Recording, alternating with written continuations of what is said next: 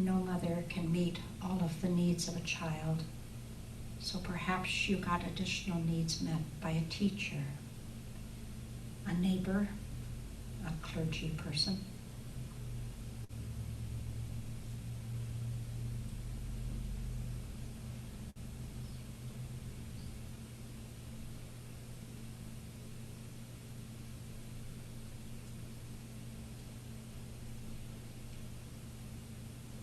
And now I invite you to think of the people you have mothered, both those within your own home and those elsewhere.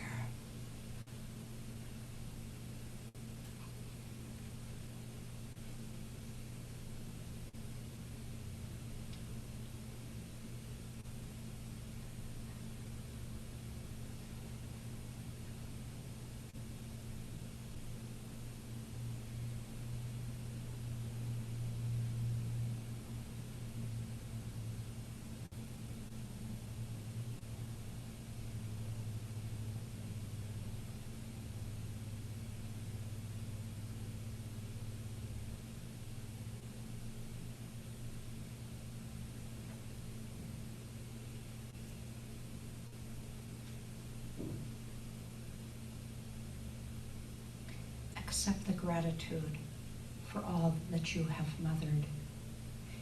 And in gratitude, let us also recognize that we here at Unity love and support each other, which is what motherly love is. It's a rare gift to be among people who really want the best for us, want us to succeed and be happy, and we have that here at Unity.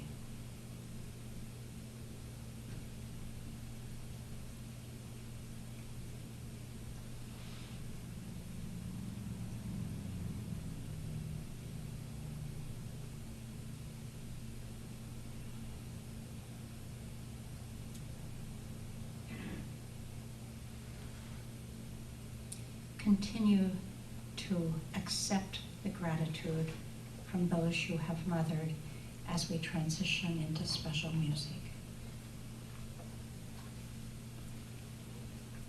For our special music today on Mother's Day, to honor mothers, we have chosen a song by Johann Sebastian Bach. It's called Jesu Joy. And I'd like you to think during this time about Jesus and how he dealt with his mother in the last moments of his life. He chose a man to take care of her, and he said to John, "Behold your mother." And he said to his mother, "Behold your son." Jesu Joy.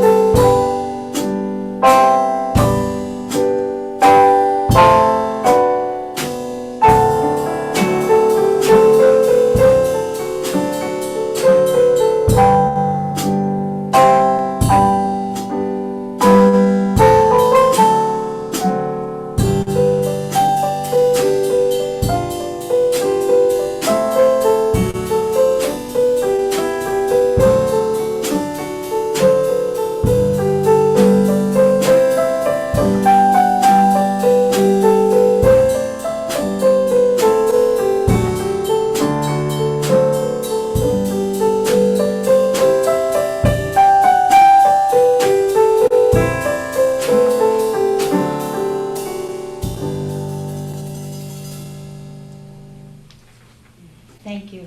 That was beautiful. Thank you so much. Well, again, welcome and happy Mother's Day. And for you people that join us on Zoom, I did want to make an announcement that if you would like to get the lyrics for any of the songs, email the email that's on our website for prayer requests. That comes directly to me, and I will make sure you get the lyrics for each Sunday so you can sing along. So today we're talking about mothers. And I want us to each think and be grateful for who has mothered us.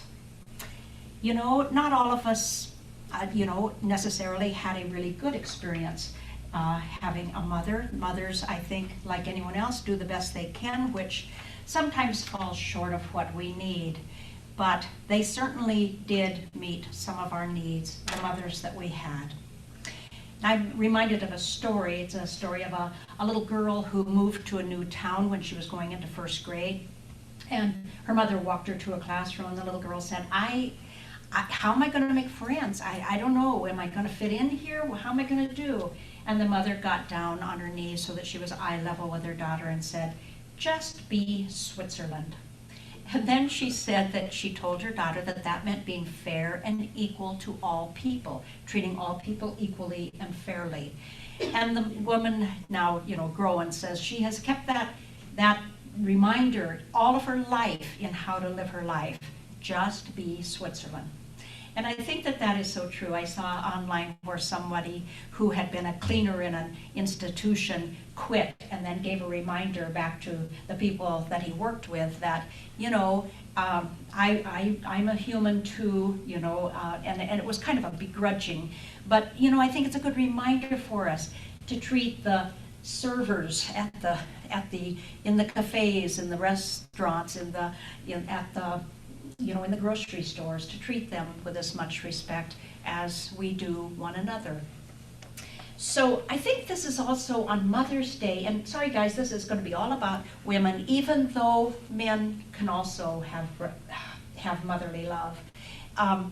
But I think it's an opportunity for us to reframe God. As those of you who know me well, I don't like it that God is always referred to as God the Father, always with a he pronoun, because that really limits who God is. God is all and God is both. God is both feminine, masculine. God is the entire package. And I think some religions have aimed at trying to do that, like the Hindu religion that has Kali, the goddess, and she's both the goddess of destruction and the goddess of creativity. She's actually the symbol of motherhood because she brings life through. And also they have the Golden Mother, who is represented in nature. And think of that. Think of how nature mothers us. Of course, like all situations, nature can also deliver us a surprise that it doesn't feel like it's loving. But think of nature, especially we who live here in the Black Hills. Even during the pandemic, we could all get out, we could all walk, we could all enjoy. And if you haven't, today's a free day at Custer State Park, and I believe all the state parks. If you haven't gone to see the baby bison, it'd be a good day to do that. They are so cute in their little caramel color. I think bison are such magnificent animals anyway. Also, the Golden Mother helps us to develop a sacred immune system so that we can remain healthier. So I think it's just so good to recognize the feminine, the motherly aspects of God. And I think the Catholics aim at that. When I was a little girl, I used to be accused on the playground, why do you worship the Virgin Mary? And, maybe some do inappropriately, but I think it was the Catholics' aim at recognizing a feminine aspect of God. So wherever we are in our journey, let us know that God is motherly also. So I want to think a little bit about my mother, and the purpose of that is for you to remember some things about your mother. My mother was a hard worker. She helped run a dairy, plus she taught all day. She was a teacher, of course, so I benefited from that with her teaching of me with my homework and all. Some of the memories I have with my mother are in the kitchen, canning. I used to help her can. In the garden, in the garden. She always had big gardens, and we could go at any time and pick the peas and eat them right off of the plant. I just love them that way. Also, I remember doing other things with her, like hanging clothes out on the line in the days before dryers, hanging clothes out on the line with her. Just, it seemed as if she invited us to participate with whatever she was doing, and it was often work-oriented. So what about your mothers? What do you remember most about them? What aspects made your mother uniquely her, uniquely your mother? I had other mothers too. Mothering is challenging. So, if not, none of us can meet all of our children's needs. So I know I had other mothers. My first therapist, Kathy Paulson, was a great source of motherly love for me and helped me to transform into a different way of being in the world. Also, two Catholic priests, when I was involved in ministry in the Catholic Church, Father Chris Keeler and Father Meinrad, were both people who loved me unconditionally, and we had so much fun in providing the ministry that we were providing. My granddaughter, my beautiful granddaughter Katie, loves me so unconditionally that is a great source of love, as well as the rest of her family, to love and include me in things.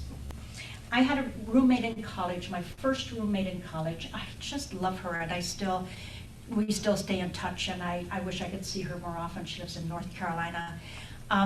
But she taught me so much. She was from Rapid City, and I don't know about now, but in those days, you could always tell somebody from Rapid City because they were more stylish. I'm talking about teenagers. They were more stylish. They were more put together.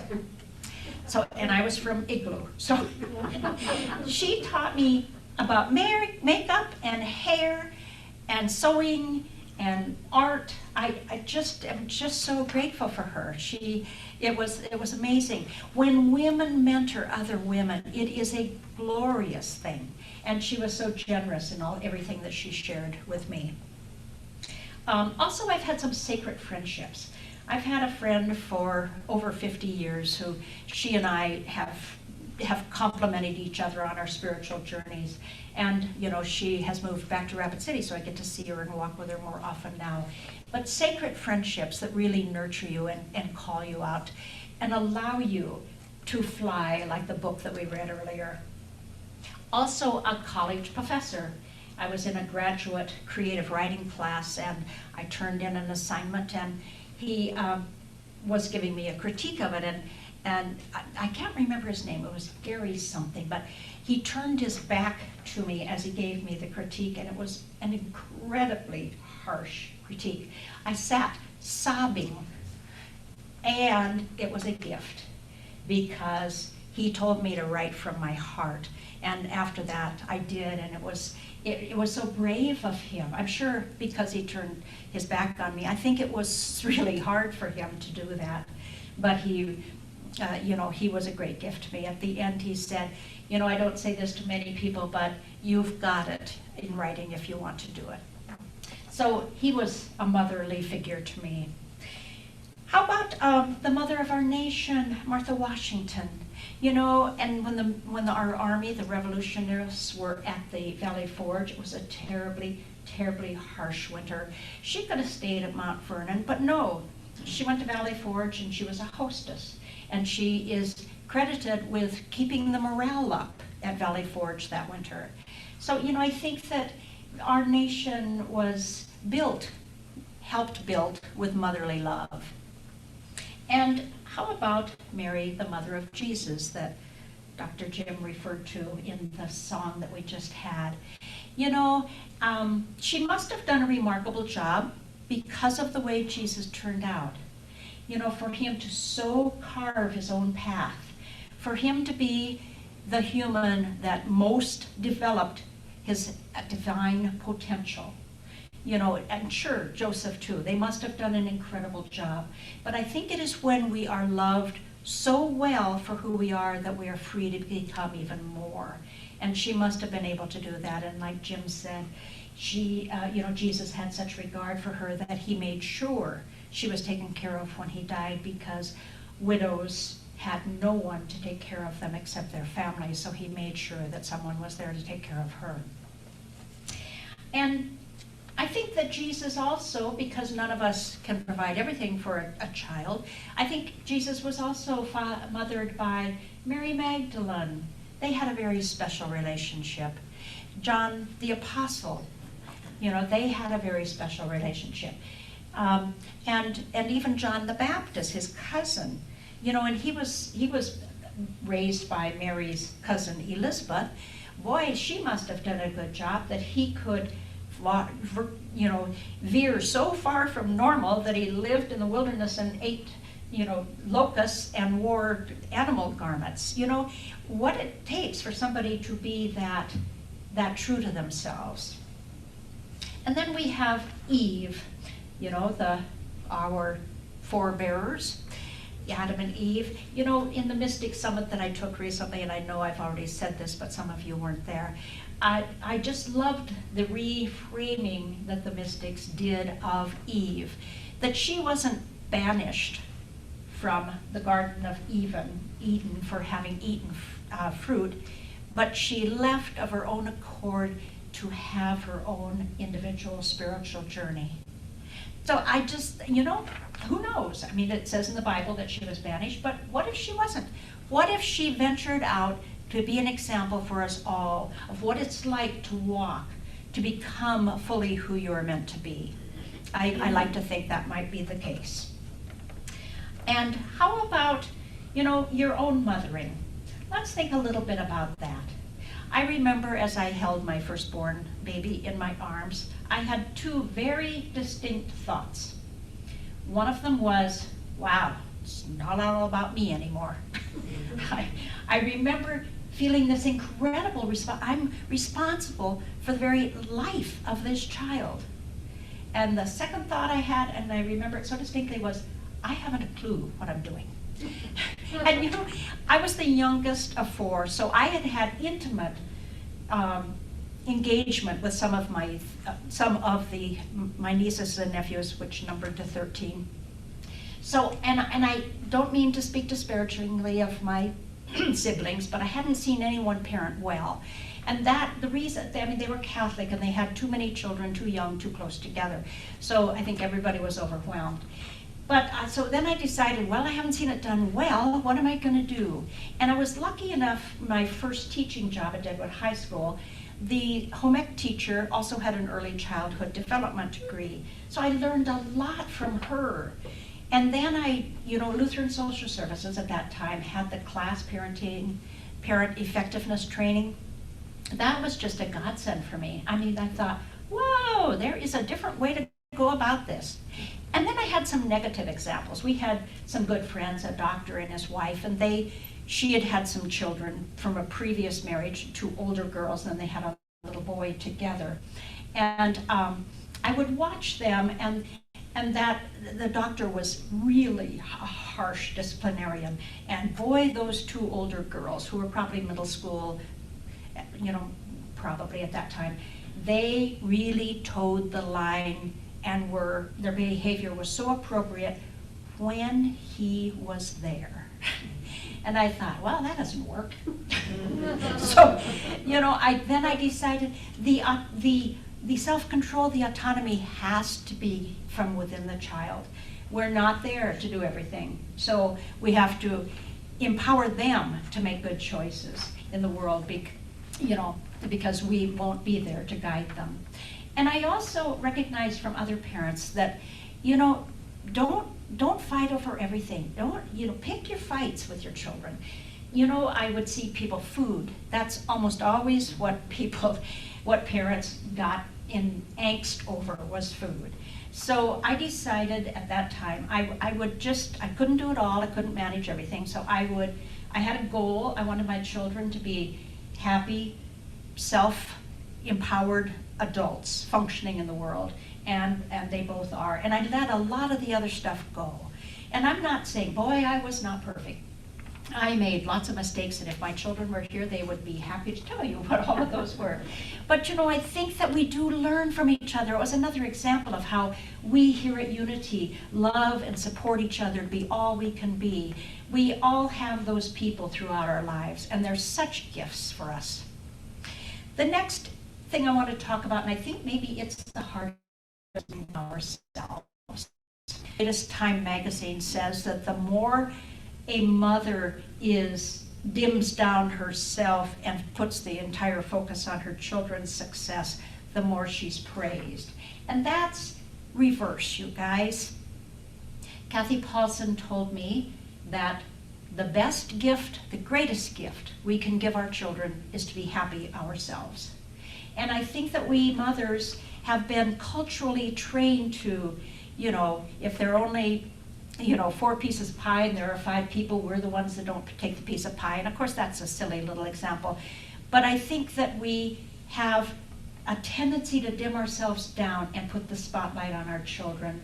And putting the spotlight on our children is not a bad thing, as long as we're not dimming our own light, as long as we glow and we are all that we can be. There was a thing online recently that said, you know, how high maintenance are you? And I ended up just being able to endorse one, and that was getting a massage, you know, because it was like acrylic fingernails and, you know, permanent makeup. But, you know, I don't want those things. I could get them if I wanted them. But it was a reminder to me to maintain and love and mother myself, because it's got to be an inside job for us. So there's a story, and I know I told this one other time, so if you've heard it, forgive me, but I just love this story. There's a little girl in a village who is lost. She can't become separate from her mother. And, you know, she's telling people that, you know, people are trying to help her, the village people, and she, you know, says, I'm lost. And they said, well, describe your mother. And the little girl says, well, she is the most beautiful woman in the world. And so they bring before this little girl one gorgeous woman after another, and the little girl say, no, she's much more beautiful than that. And finally, after many trials, a bedraggled, rather drab woman comes rushing through the crowd toward her daughter, and the little girl says, Mother! So, you know, it isn't that we are necessarily loved because we're beautiful, but we're beautiful because we are loved. So I think I want us to do that for ourselves, for one another. And a mother is someone that you look to for safety, care, and protection. Just who has been there? Who's done that for you? We've all had a multitude of people, or we wouldn't be here where we are today. I'm going to transition into the offertory, and I love the way that Cindy does this. She calls this the walk of prosperity, where you bring your offering, whether it's money or service or a gift, and you put it in that container and then pick up. Because we receive as we give, be sure to pick up a affirmation from this bowl. And then if you'll say with me the statement that we make to affirm how thriving Unity is.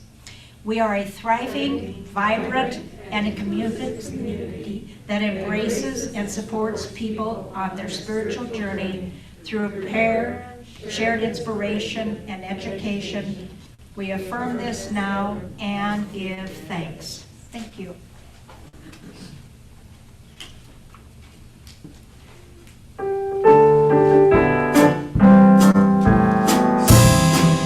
And you shall find love, and the door shall be open.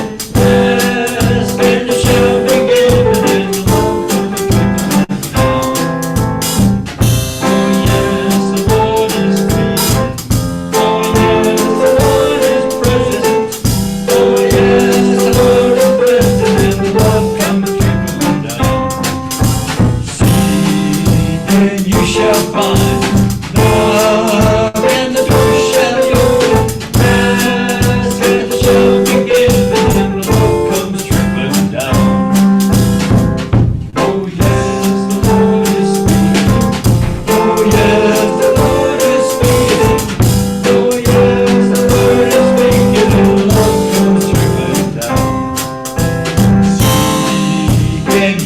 shall find.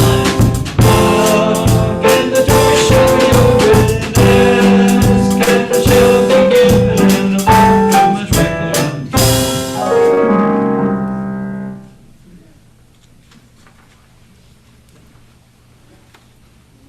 Thank you.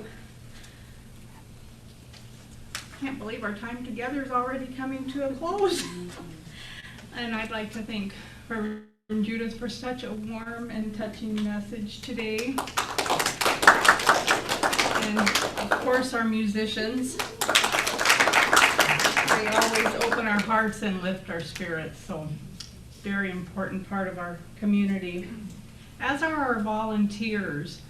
Every act of kindness that is going on at Unity is what makes us who we are. So thank you to the volunteers. And thank you as well to the board and the board members who guide us on our journey and let us take the next step forward. So that's a very important part of our community as well, and I thank each one of them. I also appreciate each and every one of you for sharing your light and your love as you're present here today. And I wish you many blessings as you go forward into the week.